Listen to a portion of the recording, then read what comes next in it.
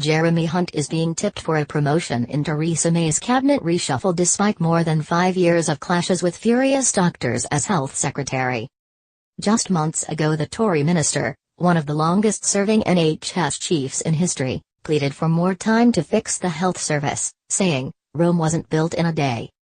But he is now reportedly being lined up to take a key cabinet office job, vacated by ousted Damian Green, ahead of Theresa May changing her top team tomorrow. Mr. Hunt has a long history of disputes with doctors. Enraged medics staged unprecedented strikes and camped outside Mr. Hunt's office in 2016 in protest at new junior doctors' contracts as part of his plans for a 7-day NHS. Eventually the contracts were forced on them despite medics warning they would leave rota gaps and compromise patient safety. As part of the row, Mr. Hunt was accused of misleading the public with his use of statistics to claim more people die on NHS wards at the weekend. A key study he quoted had warned the weekend meant Friday to Monday inclusive, and any notion the study could be used to prevent deaths was rash and misleading. He was also accused of condemning millions of patients to longer waits in A&E by saying a key target to be seen within 4 hours should only apply to urgent cases. And he is facing court action over new American-style NHS bodies called accountable care organizations which have been branded a Trojan horse for privatization.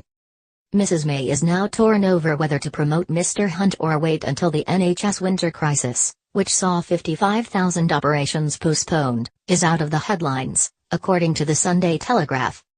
But other newspapers have lined Mr. Hunt up repeatedly as the possible candidate for promotion in this week's shake-up.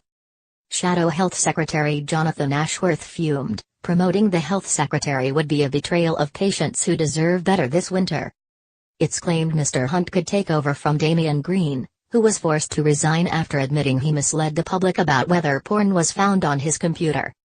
As Cabinet Office Minister, the new holder of the job will oversee a string of crucial Brexit subcommittees.